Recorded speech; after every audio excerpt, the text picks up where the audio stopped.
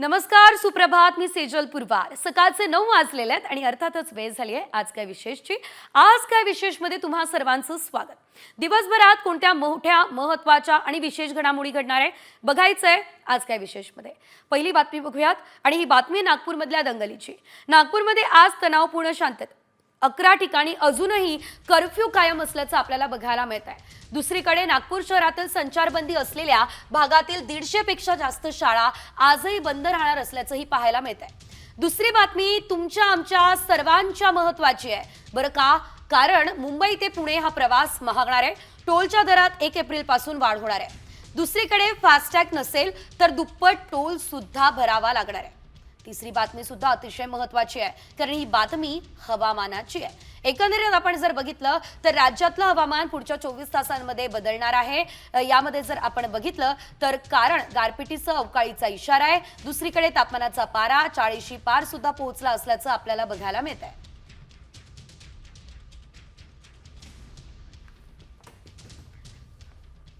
तर आज काय विशेषमध्ये या 3 मोठ्या आणि महत्त्वाच्या अपडेट्स आपल्याला जाणून घ्यायच्या आहे. वळूयात पहिल्या विशेष बातमीकडे. नागपूरमध्ये राड्यानंतर तणावपूर्ण शांतता सर्वत्र दिसते आहे. नागपूरमध्ये एकूण 11 ठिकाणी संचारबंदी आहे. याशिवाय जागोजागी चोख बंदोबस्त सुद्धा तैनात करण्यात आलेला आहे. पोलिसांवर हल्ला करणाऱ्यांना सोडणार नाही हा इशारा मुख्यमंत्री देवेंद्र फडणवीस यांनी दिला असल्याचं देखील बघायला मिळत आहे.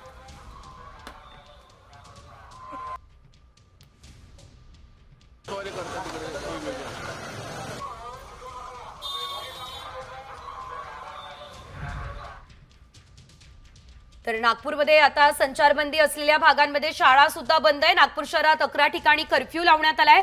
या भागातल्या 150 पेक्षा जास्त शाळा आजही बंद आहे. मात्र शाळा बंद ठेवण्यासंदर्भात मेसेज पालकांना उशिरा मिळालाय. त्यामुळे अनेक ठिकाणी विद्यार्थी शाळेत गेले मात्र त्यांना परत फिरावं लागलेलं आहे. नागपूरमधल्या परिस्थितीचा आढावा आमचे प्रतिनिधी पराग ढोबळेंनी घेतला, पाहूयात. नागपुरात आज दुसरा दिवस आहे. या घटनेनंतर नागपुरात 11 पोलीस स्टेशनच्या हद्दीत खरं तर कर्फ्यू आहे. त्यामुळे 11 पोलीस स्टेशनच्या हद्दीत असणाऱ्या ज्या शाळा आहे त्या आजही बंद असणार आहे. अशा पद्धतीच्या जवळपास 150 पेक्षा जास्त शाळा आहे ज्या आज बंद असणार आहे. त्यामुळे ऐनवेळी हा मेसेज गेला असल्यामुळे किंवा संचारबंदी लागू असल्यामुळे या सगळ्या शाळा बंद ठेवण्यात आल्या. कारण सगळीकडे संचारबंदी असल्यामुळे विद्यार्थ्यांना घराबाहेर पडणे कठीण जाऊ शकते किंवा कुठलाही अनुचित प्रकार घडू नये तो टाळण्यासाठी खरं तर या शाळा ज्या आहे शाळा प्रशासनाने बंद ठेवण्यात आल्या. संचारबंदीचा काळ आहे तरी काहींना मेसेज वेळेवर न मिळाल्यामुळे या ठिकाणी आले होते. मी सध्या न्यू इंग्लिश जो आहे हा चिटणीस पार्क परिसरातली ही खरं तर शाळा आहे आणि याच ठिकाणी मोठा जो आहे त्या दिवशी तणाव होता आणि तणावानंतर जाडपोड तोडफोड झालेली आहे. या ठिकाणी थोड्या वेळापूर्वी शिक्षक वगैरे सुद्धा आले होते. ज्या ठिकाणी हा राडा झाला त्याच ठिकाणचे हे दृश्य आहे आणि अशा पद्धतीने ह्या 150 शाळा अनिश्चित काळासाठी तर खरं तर बंद आहे. कारण की जोपर्यंत कर्फ्यू हटणार नाही तोपर्यंत या शाळा बंद असणार आहे आणि जोपर्यंत कर्फ्यू हटणार नाही तोपर्यंत या शाळा अशाच पद्धतीने बंद राहणार आहे. व्हिडिओ जर्नलिस्ट सौरभ बोलेसह पराग डोबळे, साम टीव्ही न्यूज, चिटणीस पार्क, नागपूर. तर आपण बघतोय नागपूरमध्ये एक संतापजनक घटना घडलेली. अतिशय संतापजनक बातमी समोर येते कारण भालदारपुरा परिसरात हिंसाचार करणाऱ्या जमावानं अंधाराचा फायदा घेतलाय. महिलेच्या अब्रूवर हात टाकलाय. एका महिला पोलीस कर्मचाऱ्याला विवस्त्र करण्याचा प्रयत्न केलेला आहे. अतिशय धक्कादायक घटना. तिचा विनयभंग केल्याची खळबळजनक माहिती सध्या समोर येते. तर या प्रकरणामध्ये गणेशपेठ पोलिसांनी जमावाविरुद्ध गुन्हा दाखल केलाय. दुसरीकडे एका महिला केअरटेकरला सुद्धा जमावानं मारहाण केली आहे. तिने साम टीव्ही सोबत बोलत असताना आपली आपबीती सांगितलेली आहे. अतिशय धक्कादायक घटना. महिला पोलिसाचा विनयभंग करण्याचा प्रयत्न झालेला आहे. महिला पोलिसाला विवस्त्र करण्याचा प्रयत्न हा नागपूरमध्ये झालेला आहे. दंगलीवेळी खरं तर हे संतापजनक कृत्य करण्यात आलेलं आहे. मी होम पेशंट करायला आली होती ते हार्डे पेशंटकडे. आजींचं करून निघते म्हटलं मी, त्या गेटपाशी बोबडे मुलं धावत आले आणि शिवीगाळ केली. तसंच मी आतून गेट लावलं. त्यांनी गोटे मारले धडाधड आणि समोरून कॅमेरे तोडले. समोरून आम्ही लाईट्स बंद केले आणि तिथे लपून बसलो होतो. मग त्यांनी माझ्या गाडीवरती गणपतीचं चित्र पाहिलं आणि हे हिंदूचं आहे म्हणून त्यांनी गाडी पटकली. त्याच्यावरती गोटे मारलं आणि मग तिथे बाजूनी कार होती. कारला आग लावली आणि कारचं धुवा पूर्ण आतमध्ये आला आणि माझं पेशंट जळता जीवहानी होण्यापेक्षा वाचलो आम्ही 14 जण होतो आतमध्ये. महिला पोलीसच सुरक्षित नसतील तर सामान्य महिलांचं काय, हा मुद्दा उपस्थित करणारी ही अतिशय संतापजनक घटना. पुढे वळूयात वेगवान बातम्यांकडे.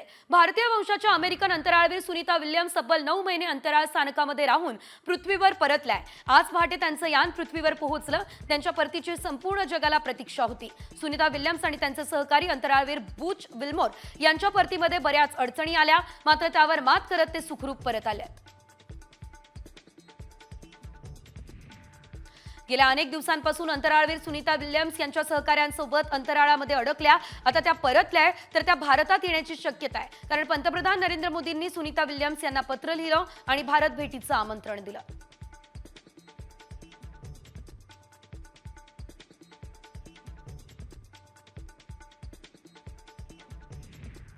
सुनीता विल्यम्स पृथ्वीवर परतल्याचा जल्लोष गुजरातमध्ये साजरा केला जातोय. गुजरातमधलं मेहसाणा हे सुनीता विल्यम्स यांचं मूळ गाव आहे. 9 महिने अंतराळात अडकलेली आपली भारत की बेटी परत आली आहे, त्यामुळे गावकऱ्यांना मोठा आनंद झालाय. गावकऱ्यांनी फटाके फोडत मिठाई वाटत जल्लोष साजरा केला.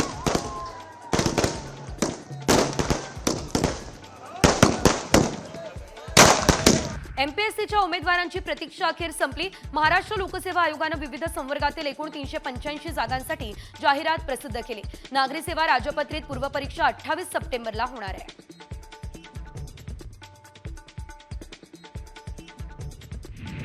मुंबई पुणे एक्सप्रेसवेवरून प्रवास करणाऱ्या वाहनधारकांना 1 एप्रिलपासून टोलच्या दरवाढीचा भुर्दंड सहन करावा लागेल. या महामार्गावर टोलच्या रकमेत 3% वाढ करण्याचा निर्णय सरकारनं घेतला. फास्टॅग नसल्यास दुप्पट टोल सुद्धा भरावा लागणार आहे.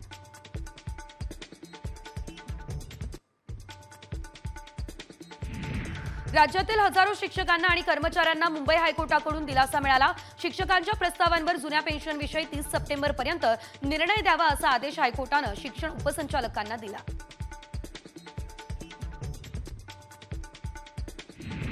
मुंबईकरांचा पाणी प्रश्न लवकरच सुटणार आहे, कारण पाणी टंचाई दूर करण्यासाठी राज्य सरकार मोठं पाऊल उचलणार आहे. अधिवेशन संपताच राज्य सरकार या संदर्भात निविदा सुद्धा काढणार आहे. त्यासाठी महापालिका आयुक्तांना निर्देश दिले जाणार अशी ग्वाही उद्योग मंत्री उदय सामंत यांनी विधान परिषदेमध्ये दिली आहे.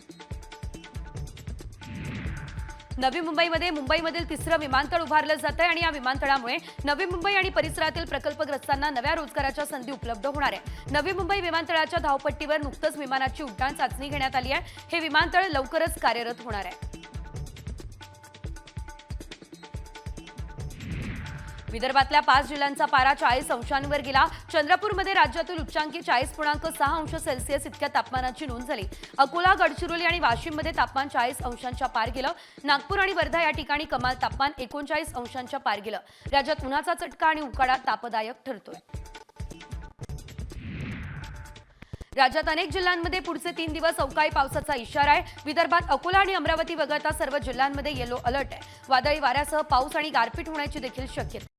कॉमस्कोर नुसार आता isakal.com आहे देशातील नंबर 1 ची मराठी न्यूज वेबसाईट. प्रत्येक अपडेटसाठी isakal.com ला नक्की.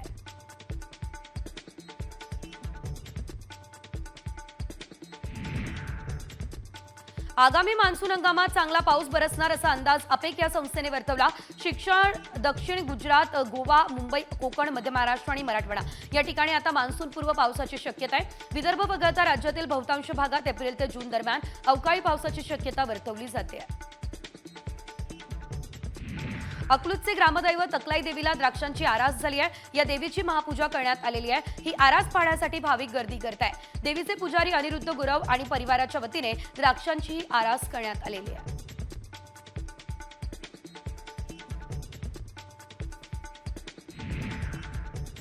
नाशिकमध्ये आज रंगपंचमी साजरी होणार आहे आणि आज रहाडीमध्ये रंगपंचमी साजरी करण्याची परंपरा जी आहे ती जोपासली जाणार आहे. जुन्या नाशिकमधील 7 रहाडींमध्ये रंगोत्सव साजरा होतो. रंगपंचमीच्या पार्श्वभूमीवर जुन्या नाशिकमधील रस्त्यावरील वाहतूक रात्री 8 वाजेपर्यंत बंद असते. पोलिसांनी पर्यायी मार्गाचा वापर करण्याचं आवाहन आता जनतेला केलेलं आहे.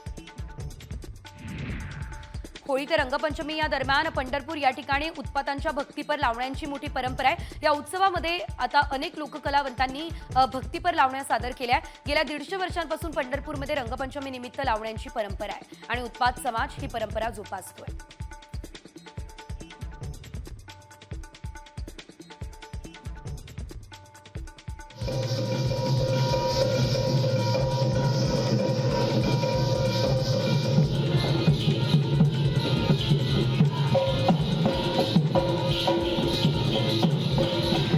सावित्रीबाई फुले विद्यापीठातल्या मुलींच्या वसतिगृहात दारूच्या बाटल्या आढळल्या. मात्र या संदर्भात मुलींनी तक्रार केली असता अधिकाऱ्यांकडून याकडे दुर्लक्ष करण्यात आलेलं आहे. प्रकरणी कुलसचिव कुलगुरूंना पत्र लिहून मुलींनी दाद सुद्धा मागितली आहे.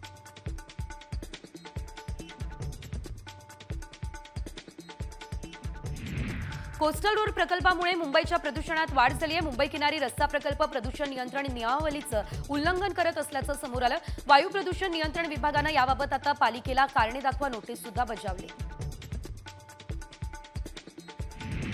डॉक्टर बाबासाहेब आंबेडकरांनी महाडच्या 14 तळ्याचं पाणी प्राशन करत सत्याग्रह केला. उद्या महाडमध्ये सत्याग्रहाचा 98वा वर्धापन दिन साजरा होणार आहे. यानिमित्त 14 तळ्याला विद्युत रोषणाई सुद्धा करण्यात आलेली आहे.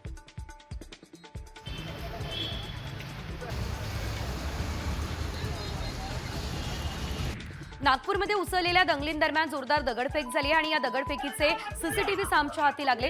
पहिला सीसीटीव्ही शिर्के गल्ली परिसरातील आहे, तर यामध्ये काही तरुण गाड्यांची तोडफोड आणि दगडफेक करताना दिसत आहेत.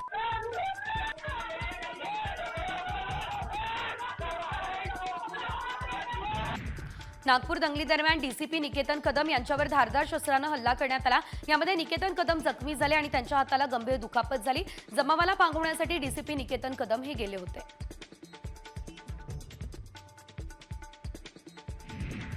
नागपूरच्या घटनेमध्ये जखमी झालेल्या पोलिसांची मुख्यमंत्री फडणवीसांनी विचारपूस केली आहे. पोलीस उपायुक्त निकेतन कदम यांच्यासोबत देवेंद्र फडणवीस यांनी व्हिडिओ कॉलच्या माध्यमातून संवाद साधलाय आणि लवकर बरे होण्यासाठी त्यांना शुभेच्छा सुद्धा दिलेल्या आहेत.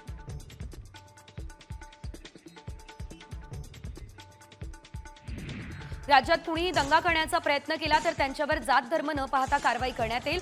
जो कोणी पोलिसांवर हल्ला करेल त्याला सोडलं जाणार नाही, हा स्पष्ट आणि कठोर इशारा देवेंद्र फडणवीस यांनी दिला.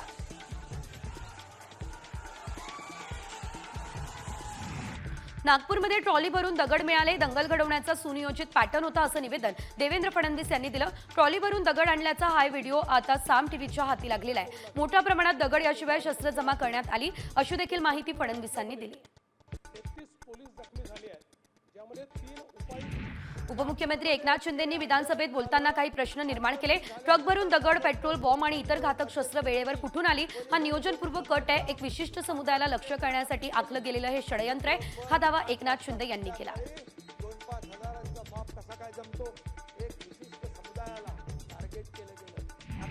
औरंगजेबाची कबर पूर्वीच हटवायला हवी होती. कबर काढण्याच्या आंदोलनाला आमचं समर्थन आहे असं महंत रामगिरी महाराज म्हणाले. औरंगजेब हा क्रूर प्रशासक होता आणि त्याने मंदिरं पाडून मस्जिदी बांधल्या, त्यामुळे त्याची कबर हटवायला हवी असं विधान रामगिरी महाराज यांनी केलं.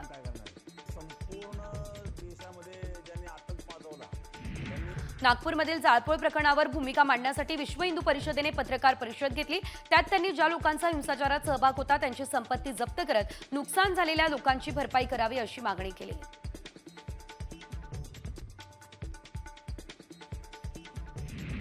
अबू आझमींनी नागपूर प्रकरणानंतर हिंदू मुस्लिम बांधवांना शांतता राखण्याचं आवाहन केलं. नागपूर जातीयवादाच्या आगीमध्ये जळताना मी पाहिलाय. सगळ्यांना परस्पर बंधुभाव वाढवण्यासाठी मी अपील करतो. पोलीस आपलं काम करताय, मात्र न्याय व्हायलाच हवा असं देखील आझमी म्हणाले.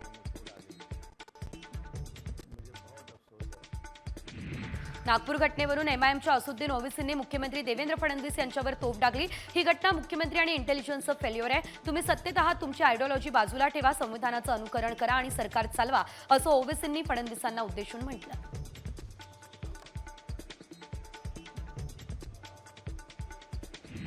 आपला धर्मांध अजेंडा पुढे रेटण्यासाठी राज्यात धर्मांध शक्तींकडून सुनियोजित कट करण्यात आला असं वक्तव्य मार्क्सवादी कम्युनिस्ट पक्षाचे अजित नवलेंनी केलं. इतिहासाचा सर्रास गैरवापर केला जातोय. रोज धार्मिक तेढ वाढवणारी विधानं केली जात आहे. नागपूरच्या दंगली त्याचाच एक भाग आहे असा आरोपही नवलेंनी केला आहे.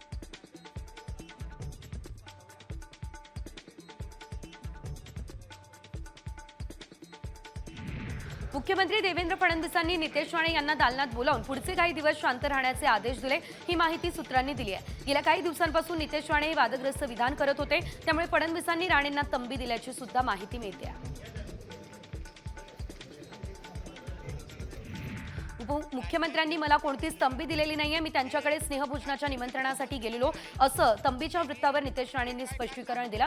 मंत्र्यांबाबतच्या लाडक्या मंत्र्यांची एक यादी आहे आणि त्यामध्ये माझं नाव आहे असं देखील राणे म्हणाले.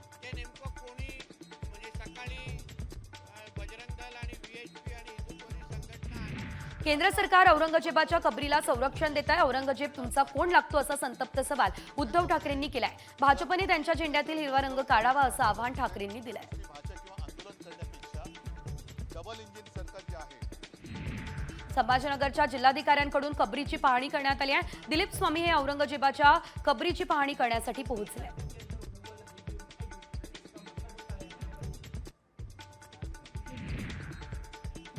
हर्षवर्धन सपकाळ यांचे डोळे काढले की जीभ छाटली. नेमकं काय केलं म्हणून त्यांनी मुख्यमंत्री देवेंद्र फडणवीसांची तुलना औरंगजेबाशी केली.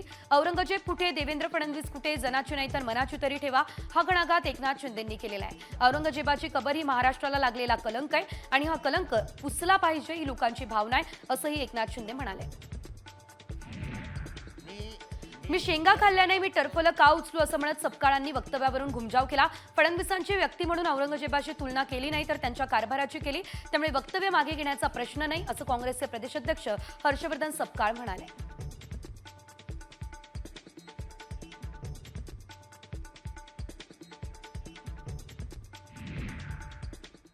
पुढे बघूयात एक मोठी बातमी.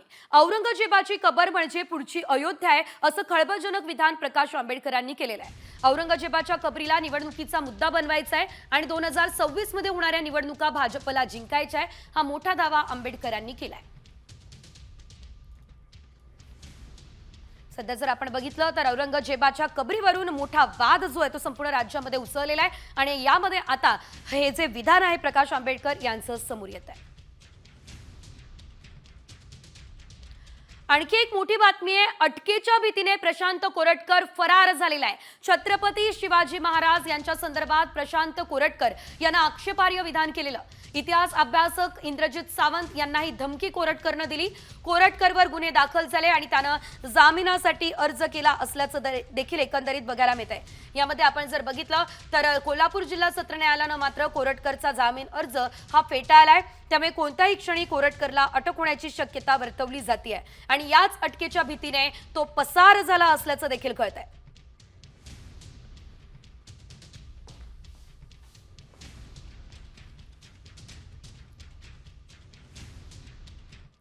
आणि यानंतर राज्यभरातल्या बातम्यांचा धावता आढावा 36 जिल्हे 36 रिपोर्टर्समध्ये.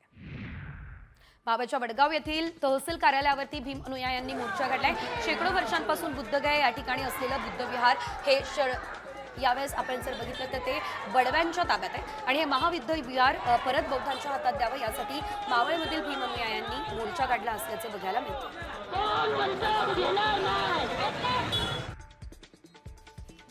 राष्ट्रीय सुगी पश्चात तंत्रज्ञान संस्थेतील कामगारांनी थकीत पगारासाठी आमरण उपोषण सुरू केलं. वारंवार निवेदन देऊन देखील प्रशासनानं आमच्या मागण्यांकडे दुर्लक्ष केलं. आमच्या पगाराचा प्रस्ताव मंत्रालयात गेलेले 2 वर्ष पडून आहे, त्यामुळे नाराज झालेल्या कर्मचाऱ्यांनी आमरण उपोषणाचं हत्यार उचललंय.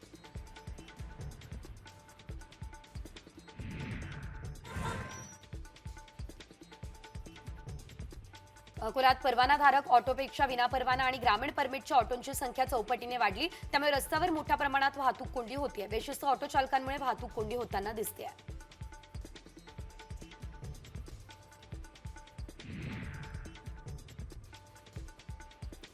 पुण्यातील देवा भेकराई या नगरमध्ये महापालिका काम करत नाहीये, त्यामुळे मुख्यमंत्री फडणवीसांनी नगर परिषदेचा फेरविचार करावा अशा आशयाचं पोस्टर फुरसुंगी भेकराई नगरमध्ये लावण्यात आलं. या ठिकाणी विविध समस्यांचा डोंगर वाढलेला आहे, मात्र त्या सोडवण्यासाठी नगर परिषदेची यंत्रणा नसल्याची माहिती आहे.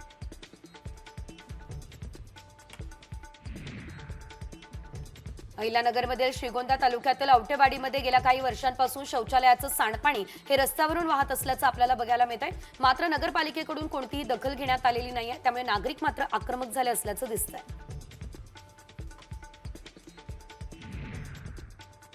ठाण्यातील रुग्णवाल नगरजवळ कचऱ्याचे ढीग साचले, त्यामुळे आता नागरिकांना दुर्गंधीचा त्रास सहन करावा लागतोय. त्यांच्या आरोग्याचा प्रश्न ऐरणीवर आलाय. याबाबत अनेकदा तक्रार करूनही महापालिकेने कानाडोळा केल्याची माहिती नागरिकांनी दिली आहे.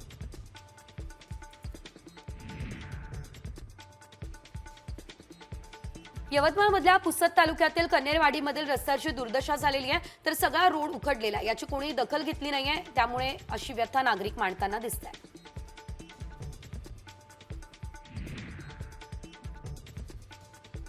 सांगलीमधील सलगरी गावामध्ये धुमाकूळ घालणाऱ्या माकडाला अखेर जेरबंद करण्यामध्ये यश आलं असल्याचं आपल्याला पाहायला मिळत आहे. तर त्यानं 3 दिवसांमध्ये तब्बल 11 जणांवरती हल्ला केला असल्याचं देखील पाहायला मिळत आहे. तर यांच्यासोबत त्यानं काही दुचाकींचं नुकसान केलं, तोडफोड केली. माकडाला आता पकडण्यासाठी वन विभाग आणि ग्रामस्थांनी शर्थीचे प्रयत्न केले. अखेर त्यांना यश आलंय.